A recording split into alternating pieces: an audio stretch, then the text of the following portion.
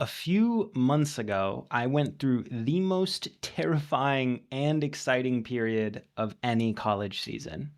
I was sitting at my cherrywood desk and I felt the truth in my bones. Something needed to change, but I didn't yet know what or how. It had been almost a year since I had graduated from Cornell, 10 months of working remotely at my new job, and 7 months since my ex and I had broken up.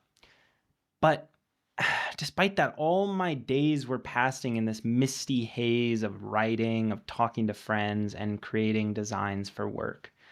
I used to love it all, but right then I felt like an intruder wearing the activities of my old self like a rain battered coat.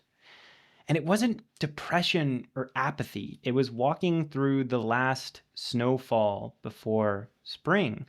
The wet socks, the gray light, the mud underneath that's almost warm, and wondering why it's taking a goddamn millennia for the next season to come. A book which helped me a lot during this season and might help you if you're going through your own college season is Resurface by Cassidy Krug. Throughout the book, she unveils her own story to relinquishing a fruitful Olympic diving career for, well, she didn't actually know what. She interviews hundreds of people to figure out how they go through their own transitions, and she finds the hidden path between life's seasons.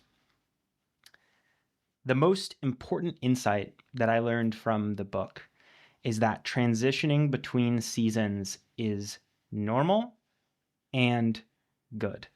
Because when you don't appreciate the seasonality of life, being stuck feels like something inherently wrong with you, whether it be changing a major, applying for an internship, or letting go of a friend.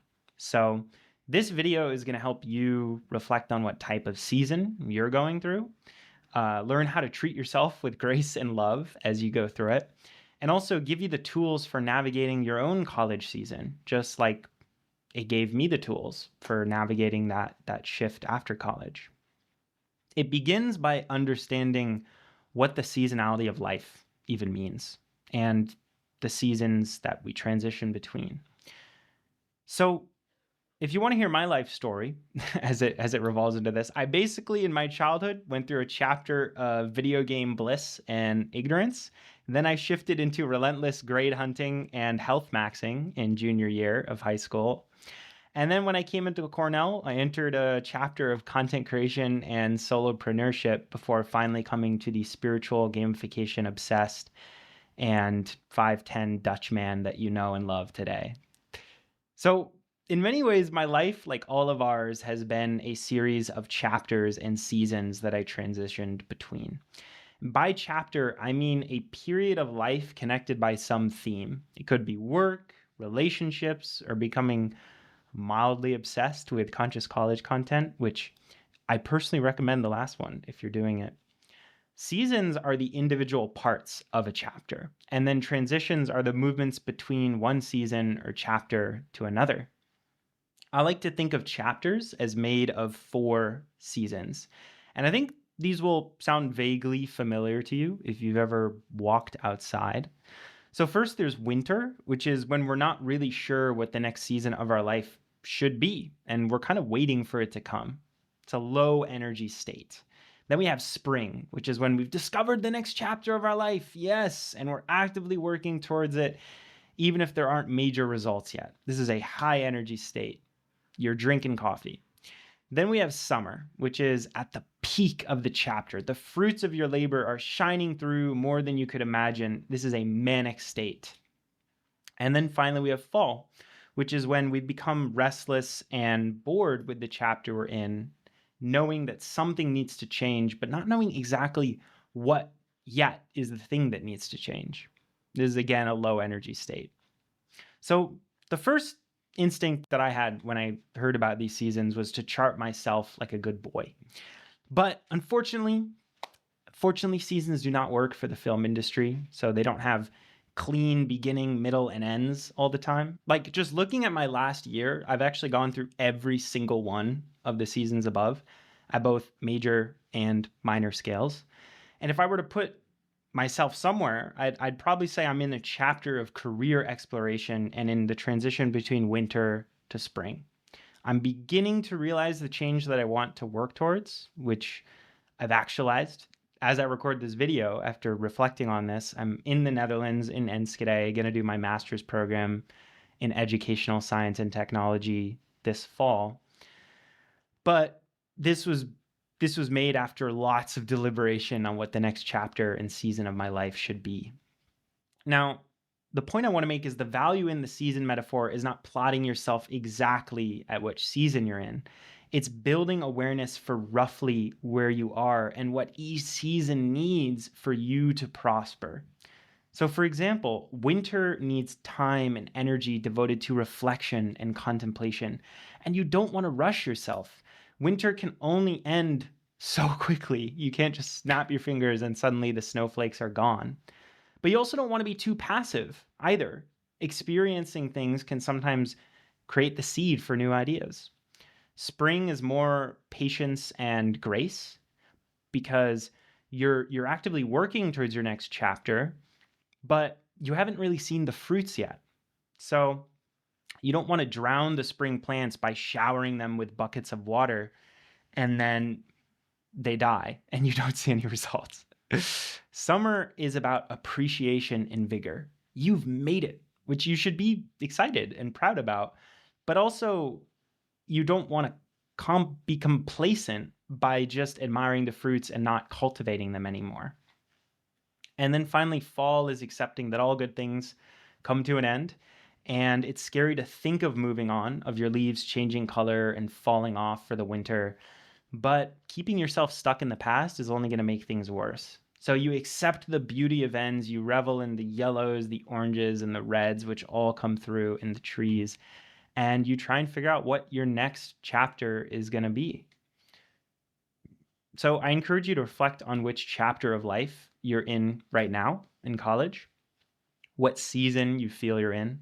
Sit with it, embody the insight, and the awareness alone is going to be extremely helpful for pulling you into your next season or chapter. So what's harder, though, is actually moving through the transition and doing that. And that's the shift between seasons and chapters of life.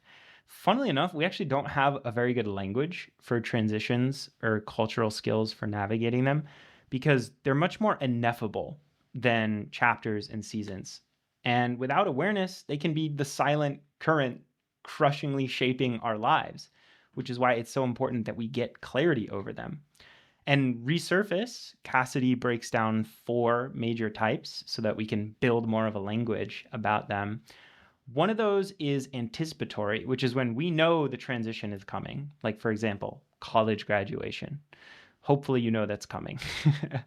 Non-anticipatory is when you didn't know that a transition was coming until it was flung on you. Like, for example, someone else breaking up with you. And then we have non-event, which is the transition comes from something not happening. Like, for example, a job interview not occurring that you wanted. And then finally, we have sleeper transitions, which is when the transition already happened, but you didn't realize that it did. So, for example, you silently come to college and become a partier until one night you wake up and you realize you've partied the last 8 weeks in a row and drank every single night. That's a sleeper transition. And the insight is that some transitions are rivers, swaying back and forth between calm and rapids. And some of them are more stable, like kind of feel one way throughout the whole thing. Now, strangely, learning the language of transitions actually helps you navigate the seasons and chapters more mindfully, because as you build this language, you can understand with greater clarity what season you're in, what chapter you're in, and then what transition might be coming up. And you can plan for them better. You might not be able to maximize everything, but you can kind of get an idea for where things might be going. Now, why is transitioning between chapters and seasons so stressful? And here's the interesting thing. Here's what nobody tells you about transitions. The reason they're so hard is because we're not just changing circumstances, we're dying. Not physically, obviously, but dying to the self that navigated the last chapter. When we leave a chapter behind, when we go to a new job, a new city, a new major, a new relationship, we're leaving the person who made sense inside of that container. For me, when I left Ithaca, I wasn't just leaving a place. I was leaving the version of me who walked to College Town bagels every morning, who had a spiritual awakening in the gorges, who knew exactly who to call when things got heavy physically. That self had a world. It was small and familiar, and it fit, to be honest. And the new self doesn't fit yet. And that's very, very difficult. This is why transitions are so much more than logistics. They're choosing a new way of relating to reality, a new way of seeing beauty in this new self. So healthy transitioning in that sense actually requires healthy grieving too. And we're not taught this. College culture doesn't especially love talking about dying healthily to the new self, right? And the problem with that is that pivots without grief, without reflection, they create shadows. The old self doesn't vanish because we stopped acknowledging it. It comes back up and affects our current chapter, our current season. This can happen through addiction or allergy. In addiction, we're so attached close to that past version of us that we don't appreciate how it's affecting us. Like really addicted to that procrastination or perfectionism or grades. And avoidance is when we're so avoidant of a past version of us that we don't appreciate how it's affecting us. Avoidant of intimacy, avoidant of deep studying, avoidant of being alone with just our thoughts. As we lean into these transitions with clarity of our past self, with honoring of it, we vastly minimize the chance of creating a shadow that we won't like looking back. And if you want to hear more about that, you should check out my shadow journaling article or video above. And I also have a video about the self and how it roots all college freshman challenges. So I hope that the main insight I want you to get in this video is that if you're in a transition, whether it's a major change, a relationship, or something you can't even name yet, there is a map to navigating these. You're not lost. You're between college seasons, between winter to spring, spring to summer, summer to fall, and fall to winter. And you will stumble. You will backtrack. You will stand in slush wondering, what the heck am I doing? And am I ever going to experience warmth again? But the seasons, they keep turning and they keep spinning. And the secret is to honor the version of ourselves that we were and to get excited for the version of ourselves that we could be. If you like this video, you'll love my free college freshman journaling kit. It's a gamified journaling system where you grow your emotional intelligence, self-understanding, and purpose with 1,000 journaling questions in just 15 minutes a day. It'll help with a lot of navigating your transitions, chapters, and seasons, because a lot of the questions are that. You can check that out in the description below. As always, I hope you have a fantastic, phenomenal rest of your day. Eat some peanut butter, and bye-bye.